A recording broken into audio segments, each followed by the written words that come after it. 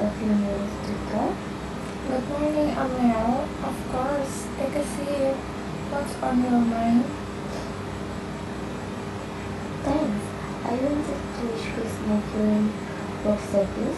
Lately, I've been feeling a bit of challenge to manage both work and some personal connection. I was hoping to request an adjustment to my hours. I see. Can you tell me more about what's been challenging and what kind of adjustment you're talking about? Sure, right now I'm working from 9 to 5. But even the currently started taking care of a family member in the mornings of possible. I'd like to set my horse to 10 to 6. Understandable. How do you think this change might affect your work or team schedule? I believe it won't impact the team much since most of my tasks don't require early morning collaboration, plus I can still attend game meetings and I'll make sure all deadlines are met.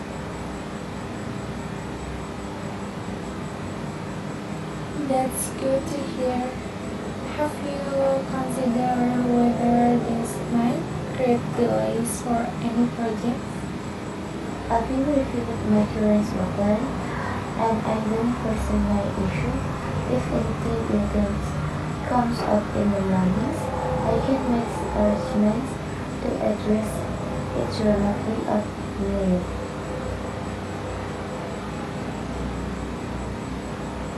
That's a proactive approach. Let me ask, is this a temporary adjustment or are you looking for a long-term change?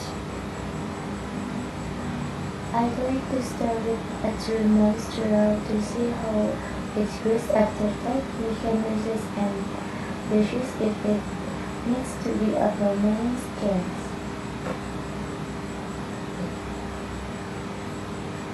That seems reasonable. Let me check with HR to confirm if this falls within our policy guidelines. I'll also need to discuss it with the rest of the team to ensure that there are no disruptions. Please let me know if there anything else you need from me to support the request. I appreciate your flexibility, Amel. I'll get back to you by the end of the week. In the meantime, let's keep everything as it is for now. Of course, thank you for considering this letter. You're welcome and thanks for being open about your needs. We'll figure it out.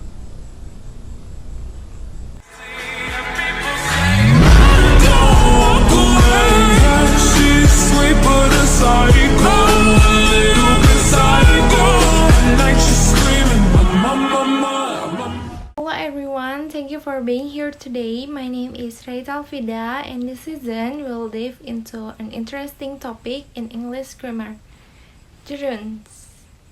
This presentation will help you understand what gerunds are, their characteristics, how they function, and when to use them correctly. By the end of this season, you will feel more confident using gerunds in your own sentence. Let's get started.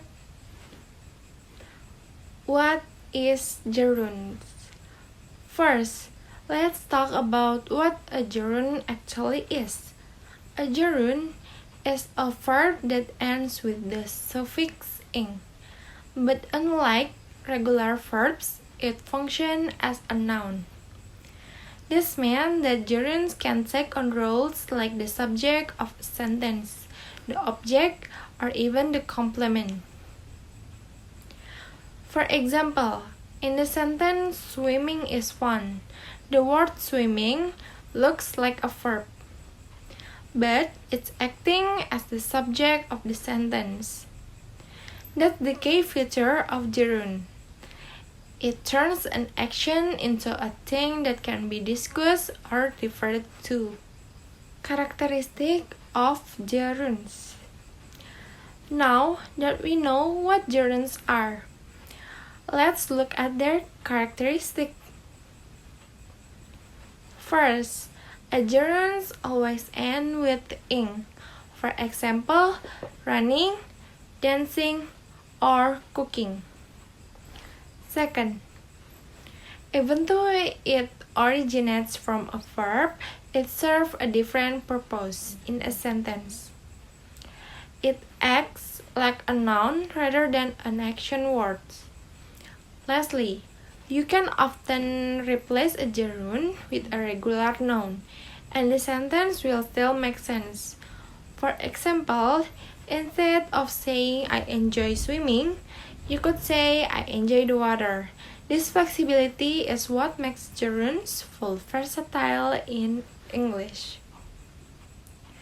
Function of gerunds. Gerunds have three main functions in a sentence. Just like nouns, let me explain each one with examples. As a subject, in the sentence, smoking is prohibited in this area. The word smoking is the subject. It's the thing the sentence is about. As an object, in this sentence, I enjoy playing games every day. The gerund playing is the object. It's what the subject enjoys. As a complement, in the sentence, I have problems making friends. The gerund making complements the noun problems. It tells us more about what kind of problems. These roles show how gerunds fit naturally into English sentence. More examples. To make it even clearer, let's look at the more examples of gerunds in action. In cooking is my favorite activity, the gerund cooking acts as the subject. My family goes traveling every weekend. The gerund traveling works as a part of the object of the verb goes. In cleaning has become my mom's hobby. The gerund cleaning is the subject that tells us what the sentence is about. By practicing these kinds of sentence, you will start to recognize and use gerunds easily. Certain verbs follow by gerunds. It's important to note that not every verb can be followed by a gerund. Some verbs tend to require a gerund instead of other forms like the infinitive. For instance, verbs like enjoy, avoid, consider, finish, and suggest are commonly followed by gerund. Here are some examples. I enjoy swimming in the morning. She avoids talking about politics.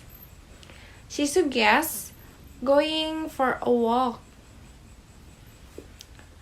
Memorizing this verb and practicing sentence will help you use gerunds correctly. List of verbs. Let's expand on that idea with a more detailed list of verbs that are usually followed by gerunds. These include admit, avoid, consider, delight, deny, discuss, dislike, enjoy, finish, imagine, keep, mention, mind, miss, quite, recommend, regret, risk, stop, understand. For example, I admit liking chocolate too much. She regrets not finishing her homework on time.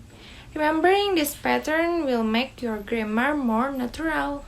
Now it's your turn to practice. Let's try a few questions. So here we are in final slide. That's all for today's season and gerunds. Thank you so much for your attention and participation. Remember, gerunds may seem tricky at first, but with practice, they'll become a natural part of your English skill. Have a great day, everyone!